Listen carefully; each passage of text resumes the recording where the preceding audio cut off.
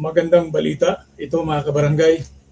Ang probinsya o lalawigan ng Albay ay nangunguna sa pinakamataas na immunization coverage ng MRSIA o MRSIA.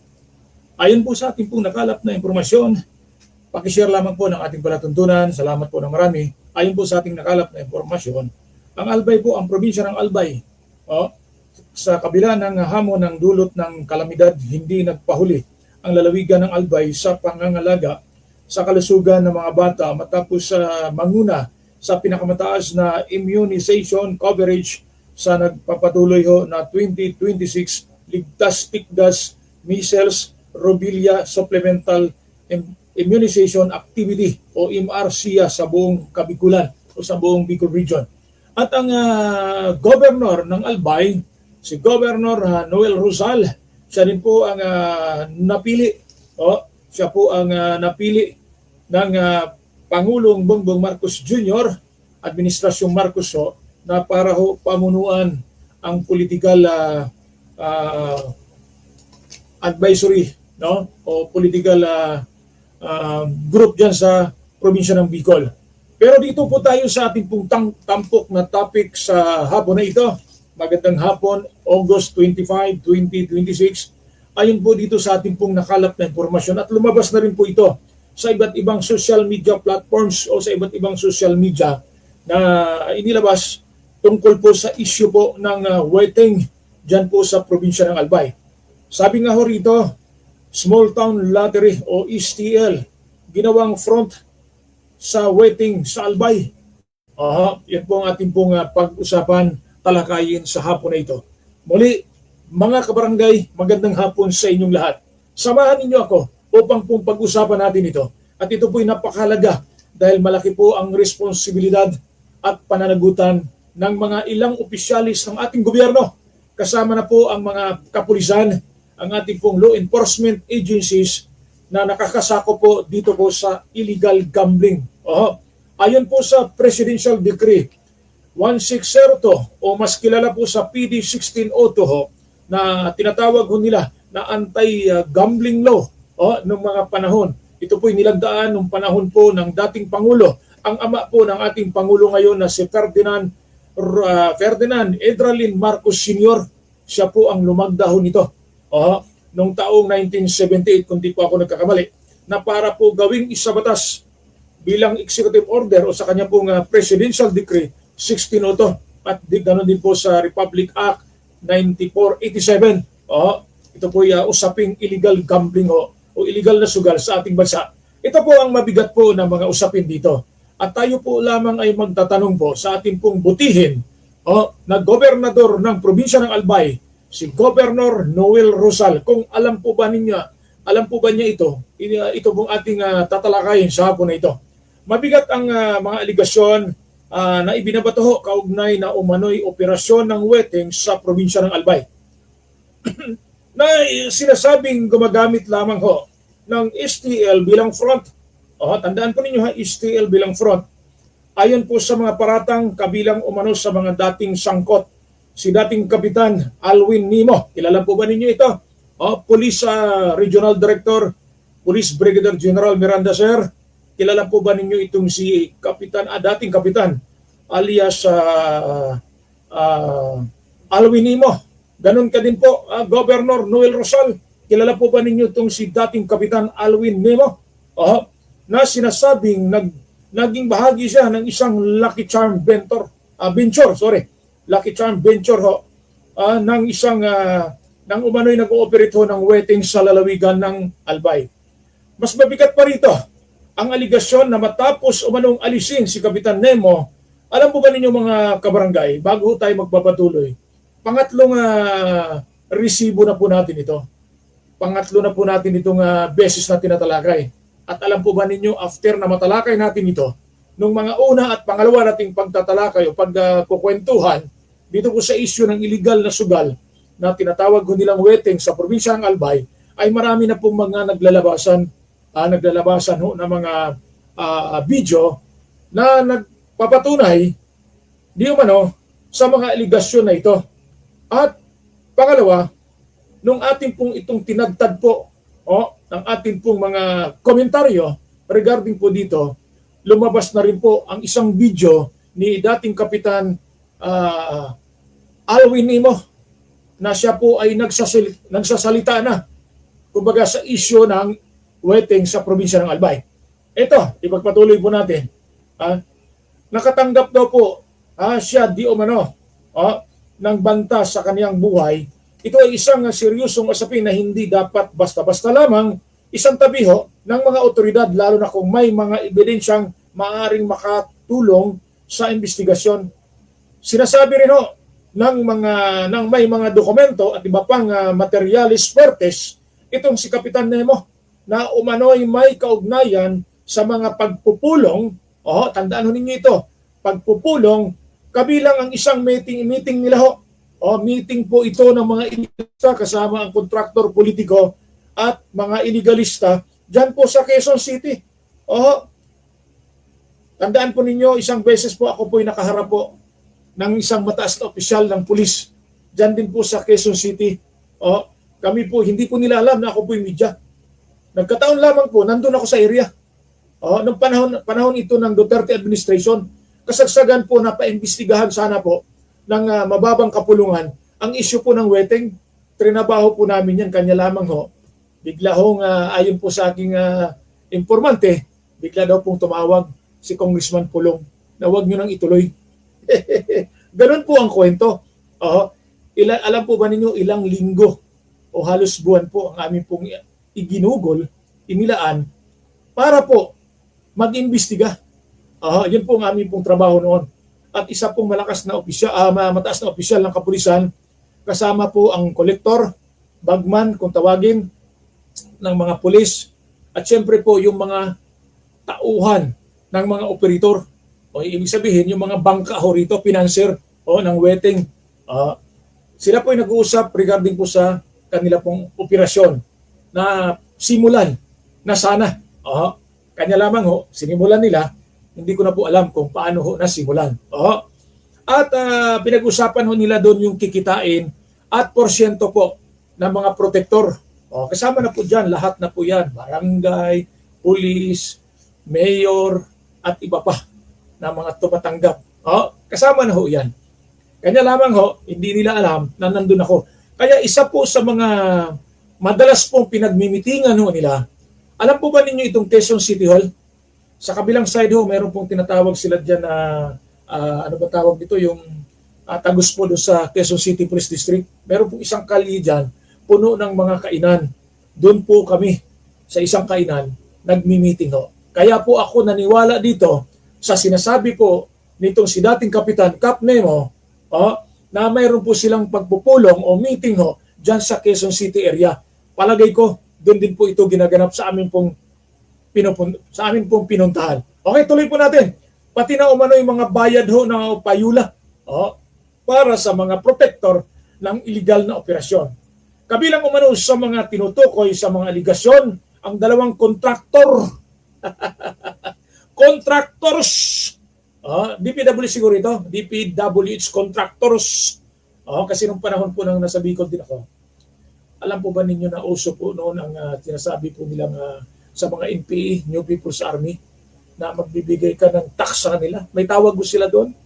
Yung pong gagawin mong kalye na sisimentohin o i-construct, pag hindi sila nagbigay ng buwis sa mga NPA, ang contractors o contractor, sisirain po nila yan. Kung naalala po ninyo yung kalye po dyan sa Mulanay, Quezon, proyekto yan ng dating Pangulong Iraq. At mga Hapon ang gumagawa dyan. Anong ginawa nila? Dahil ayaw po magbigay ng buwis sa mga New People's Army kasi po ang pinagkakitaan ng mga NPA. Sa totoo lamang sa mga mahirap na naniniwala sa kanila ay sila po'y bayani.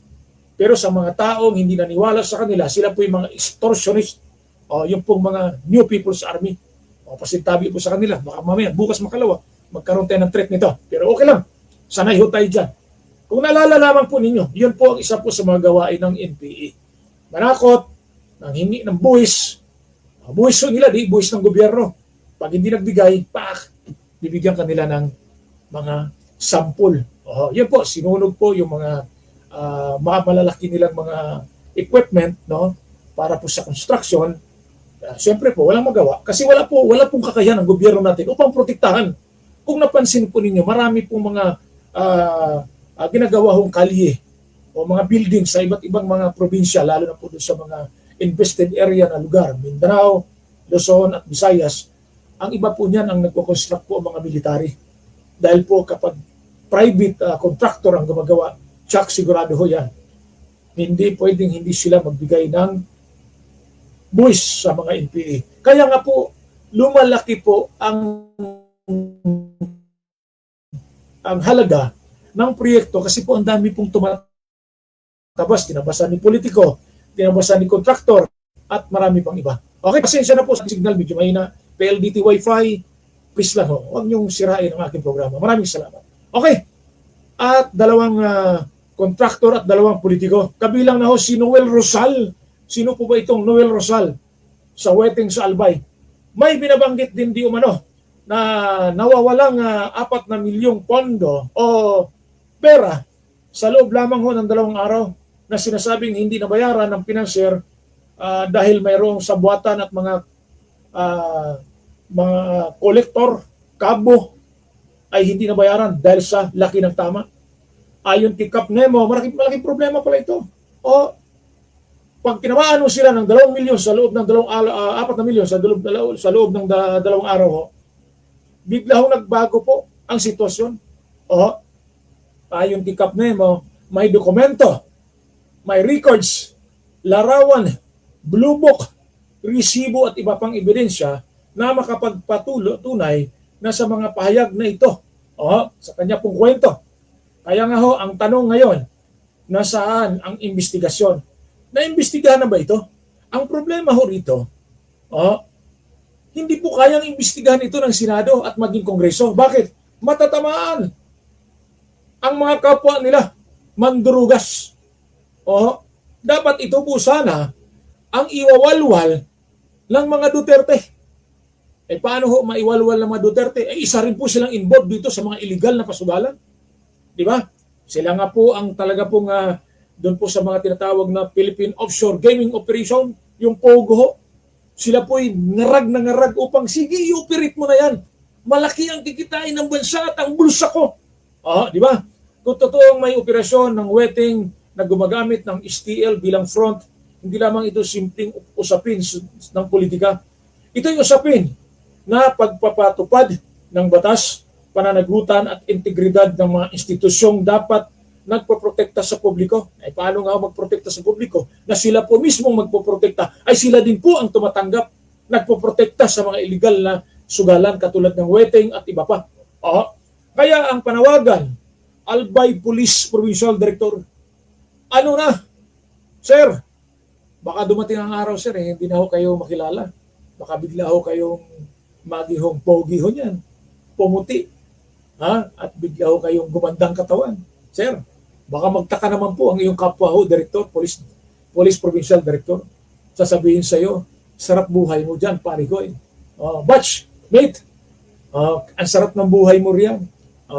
Tignan natin pagkatapos ng termino nitong Police Provincial Director, kung ang sasakyan niya ay kotse lamang, baka maging Toyota Fortuner na ito, or either po Toyota Land Cruiser.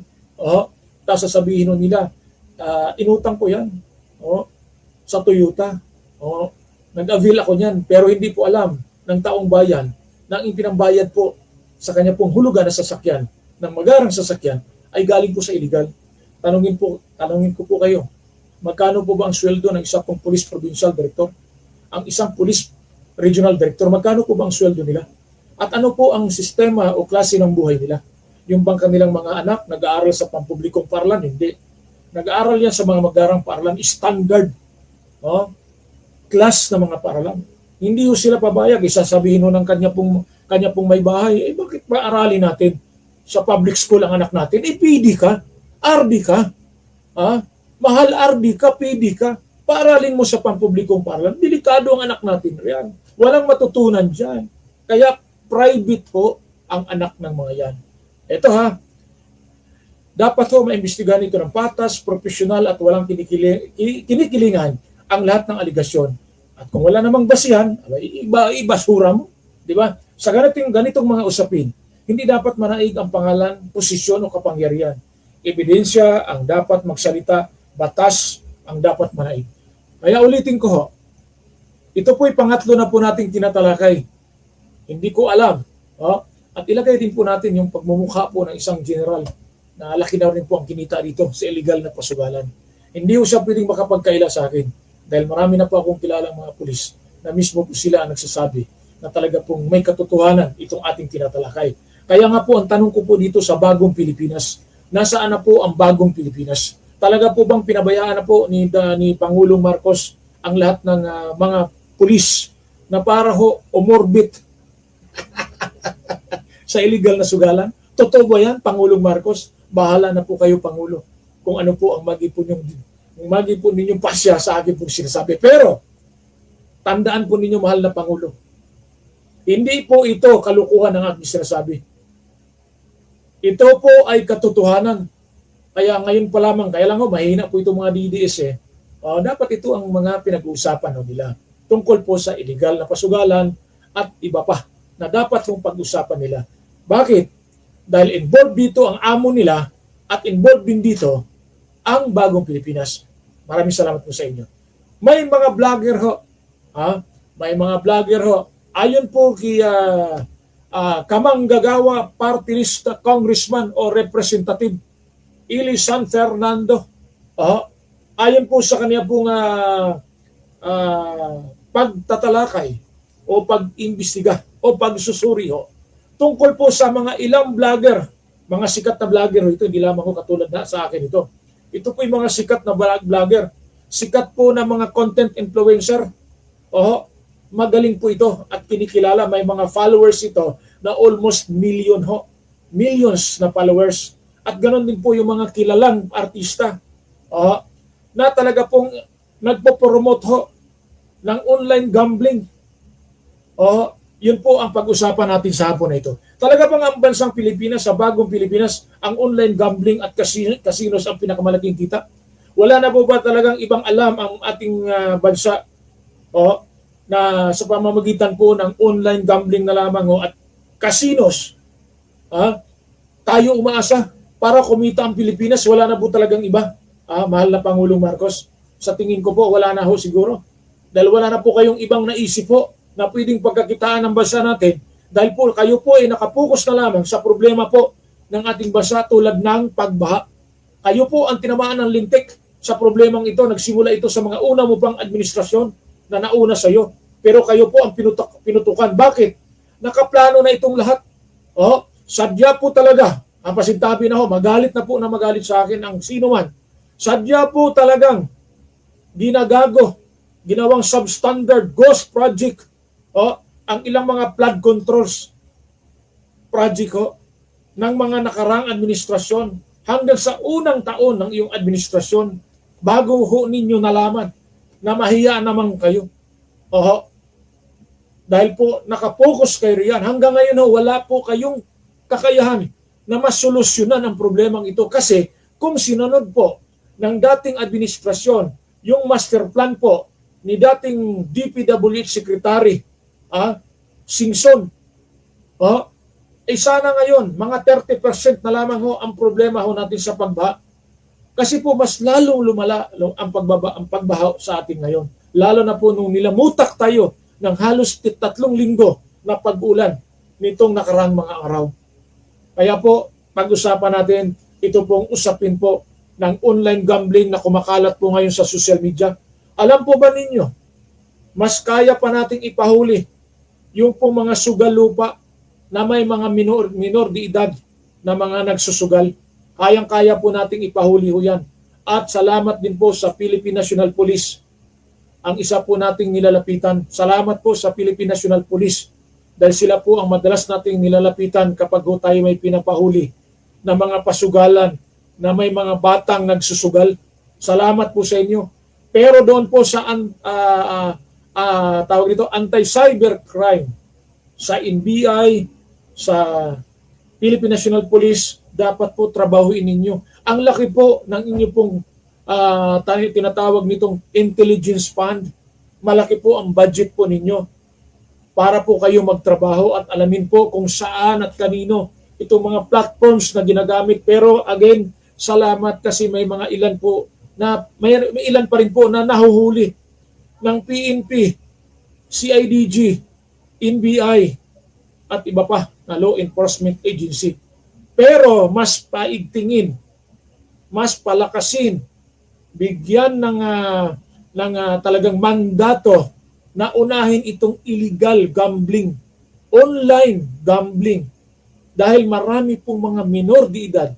Alam po ba ninyo ilan ang minor de edad sa bansang Pilipinas? Mula 10 taong gulang, marunong na ho gumamit ho ng cellphone o ng gadget ho. At sa gadget pong ginagamit nila, kahit sabihin pa nila ang kanilang edad, lumalabas pa rin ho sa kanilang social media account, sa kanilang Facebook account, ito pong mga advertisement ho ng online gambling. Ano po ang maibigay nito na moral sa ating pong mga kabataan? Ito na po ang ginagawa ho nilang bisyo habang sila ho ay nagpapahinga. Kaya nga ho, kung napansin ho ninyo ngayon, maraming malaki ang problema ng mga kabataan. Bakit? Dahil kasalanan yan ng mga matatanda na nasa gobyerno. Dahil pinahintulutan nila, dapat ho, ialisin na ho yan. Inalis ninyo ang online sabong, pero meron pa rin pong nag-ooperate ng online sabong. Nakatutok kayo kay Mr. Atong Ang dahil may warrant of arrest, pero hanggang ngayon hindi nyo mahuli-huli. At marami pang ibang mga nagtatago na wanted sa ating gobyerno. Pero kapag yan ay ordinaryong mamamayan na si Juan de la Cruz, kahit magtago pa yun sa ilalim ng kuweba, matutuntun at matutuntun yan. Dahil wala po siyang pamprotekta sa sarili niya. Yan po ang katotohanan. Magalit na ang magalit. Dito, balik ko tayo. Sa bagong Pilipinas, ang online gambling at casino ang pinakamalaking kita. Muling umuugong ho ang panawagan para sa mga mas mahigpit na regulasyon sa online gambling. Advertisement, particular sa paggamit ho ng mga sikat na mga vlogger, content creator, artista at influencer upang makahikayat ho ng mga bagong manlalaro. Ang galing ho nito maghikayat.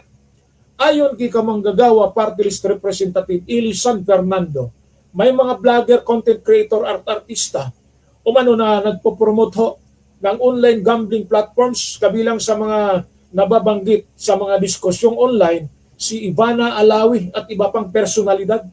Mahalagang linawin na ang pagkababanggit sa isang personalidad ay hindi nangahulugan na patunayan lumabag siya sa batas o regulasyon. Kaya nga ho may investigasyon dyan sa mababang kapulungan, lalo na po sa PAGCOR, sa Philippine Amusement and Gaming Corporation. Isa sa mga dapat tignan ay ang paraan ng promosyon. Halimbawa, kung may ipinangakong 100 pirasong iPhone 17 ho, sino ba namang hindi magustuhan ito? Sino ba namang hindi mag-subscribe? Sino ba na hindi mag-like ho dito po sa online gambling platforms? Bilang promotional giveaway. Ngunit kailangan mag-subscribe, mag-like, o sumali muna sa isang online gaming platform bago magkaroon ng pagkakataong manalo. Dapat itong masusing suriin kung sumusunod ba sa mga pamantayan ng advertising at responsible gaming. Hindi dapat maging simpleng pang-akit lamang ang malalaking premium upang mahikayat ang publiko na sumali ho sa pagsusugal. Mas malaking tanong, may tamang approval ba? Yan po ang dapat na tutukan ng ating pong mga mambabatas. Regarding po dito, go! We support you, I will support you. Congressman Eli San Fernando, mabuhay ka, ang Kamanggagawa Party List. Ikaw ang kailangan namin. Hindi yung mga kongresista na puro oo ng oo lamang sa Marcos administration. Noong Hulyo 2025, nagkasundo ang PAGCOR at ang Ad Standards Council na ang gambling advertisement kabilang ang telebisyon, radyo, dyaryo, online at outdoor advertising ay kailangan dumaan sa ESC review at approval bago ipalabas sa publiko. May malinaw ding mga requirements ang PAGCOR para sa responsible gaming advertisements.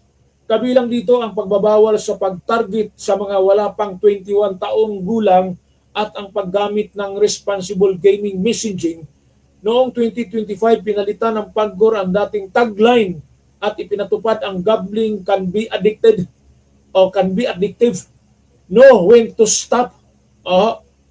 Ginagawa ba yan? PAGCOR, ginagawa ba yan?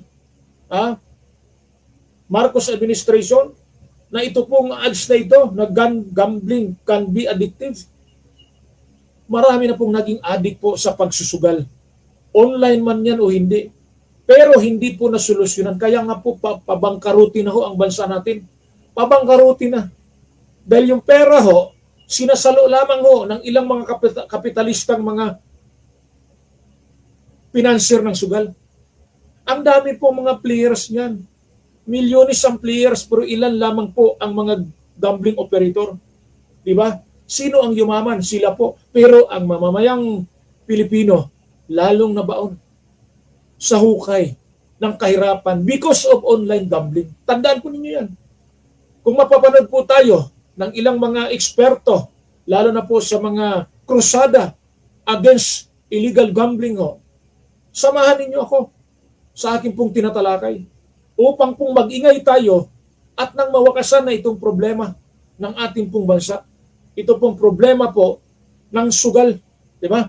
Kaya kung may online gambling advertisement na walang kinakailangang responsible gaming reminder, walang tamang EEC approval o lumalabag sa iba pang advertising standards, may kapangyarihan ng PAGCOR na magsagawa ng regulatory action laban sa mga lisensyado at iba pang sakop ng regulasyon. Maging PAGCOR mismo ang nagbabala na ang hindi pagsunod sa mga patakaran ay maaaring humantong sa regulatory action at penalties. Totoo pong meron pong nabigyan po ng mga parusa, mga penalties po. Pero ang tanong doon, hanggang ganun na lamang ba? 1 milyong halaga ay kumikita ng bilyonis po ito. Mga kabarangay, 1 milyon magkano lamang ho? Naku po, 0.01 o 0.001% lamang ho ito sa kanila pong bilyonis na kinikita. Kaya mga kabarangay, magtulong-tulong tayo. Dahil ang biktima ho rito, tayo, lalo na po ang ating mga anak. Iwasan po natin ang online gambling. At ito ho, hindi lamang basta pagbibigay ng lisensya ang trabaho ng PAGCOR. Ayon mismo sa ahensya, tungkulin itong i-regulate ang gaming establishments at tiyaking naihatid ang gaming services sa responsable at ligtas na paraan upang mabawasan ang gambling addiction at maprotektahan ang publiko, lalo na ang mga kabataan. Alam po ba ninyo, marami na po mga minor de edad hindi na po nag-aaral dahil masyado na po silang nakapukuso sa online gambling, Roblox at ML. Yan po ang isa po sa problema ng bansa natin na hindi kayang solusyonan. Kaya dapat po, kung ako po si Senador Robin Padilla, makinig ka, Senador Robin Padilla.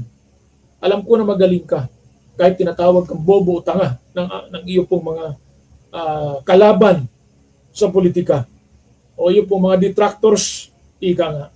Pero susuportahan kita sa oras na ipatigil mo ang lahat ng ori, hindi lamang Netflix, pati Facebook na rin, para hindi na gumana itong online gambling. Ito pong Facebook, kung saan po tayo ngayon naglalatag ng ating pong pagtatalakay, ito po ay naging mitya. Sa halip na gamitin ito para sa impormasyon ng katotohanan, ay ginagamit po sa katiwalian katulad ng pagsusugal at iba pa. Hindi ito magandang ihemplo. Dapat din si Facebook ay nagbigay din po ng mga bagay na dapat hindi ito dapat ilabas. Hindi dapat ilabas ang mga online gambling at yung pong mga nakakasira na mga pahayag. Di ba ho? Ito, may isa pang mahalagang punto. Hindi dapat gamitin ang kasikatan ng isang influencer bilang dahilan para maging normal o katanggap-tanggap ang pagsusugal sa mga kabataan. Kung ang isang content creator, ang problema lamang dito, hindi masyado nakapokus ang DSWD sa mga kabataan. Masyado po sila nakapokus sa ayuda na which is good. Pero dapat mag-focus din sila. 30% ng kanila pong mandato na kailangan nakafocus sila sa mga kabataan. Kung gusto nila, tutulungan natin sila. na para ho sila ho'y maging daan. Kasi sila po ang may hawak po ng mga kabataan na may mga kaso at may mga problema.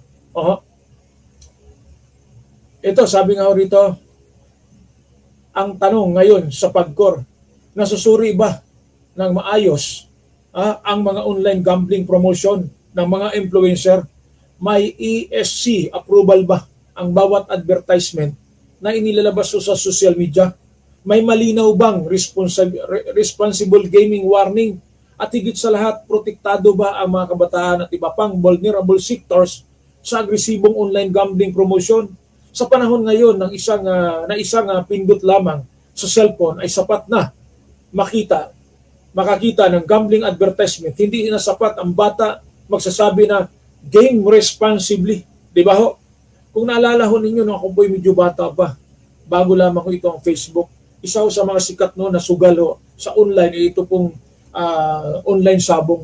Maniwala ka sa hindi, ilang mga estudyante sa high school, senior high school hanggang kolehiyo, nagsusugal, inaabot ho ng umaga. Pagpasok ko nila sa eskwela, mga tulala, dahil walang mga tulog. At ang laman ng utak nila ay ano na namang si wala o si meron na naman ang sino ang tatayaan nila. Online sabong ho yun. Na-control ng konti ang online sabong pero ngayon bumalik uli. Kaya dapat ho talagang pagtuunan ng pansin yung pong intelligence fund na ibinigay po sa mga otoridad para po gamitin nila ng maayos. Mas natutuwa ako kapag marami silang nahuhuli na mga online gaming platforms na hindi sumusunod sa tamang proseso o tamang batas o tamang authority ng PAGCOR. Kailangan may mahigpit monitoring, malinaw na pananagutan at mabilis na aksyon laban sa sinumang lumalabag sa mga umiiral na regulasyon. Dahil ang online gambling ay hindi lamang negosyo, kapag mali ang paraan ng promosyon, maaaring maging daan ito sa pagkakautang at pagkasira ng pamilya. PAGCOR, oras na para maipakita ang tunay na kapangyarihan ng regulasyon. Maraming salamat po sa inyo. At bukas na lamang po itong ating isa pa pong talakayin dahil po talagang 30 minutes lamang po tayo. We avoid our time, the role, dito po sa Hulika ni Jojo Sibial sa Hulika News TV. Paki-like, follow and share at paki-subscribe na lamang po ng aking Facebook page Hulika TV. Maging sa ating pong YouTube channel Hulika TV. Maraming salamat po sa inyo at ang aming Diaryo na weekly edition. Ito po yan, Hulika Diaryo. Yan po, maraming salamat po sa inyo at isang magandang hapon, Pilipinas. Diyos mabalos at mabuhay ang masang Pilipino. Daghang salamat sa inyong tanan. God is good all the time. To God be the highest glory. God bless. Adios amigos. Bye-bye. Thank you. Mabuhay ang bansang Pilipinas. Mabuhay tayong lahat. Bye-bye.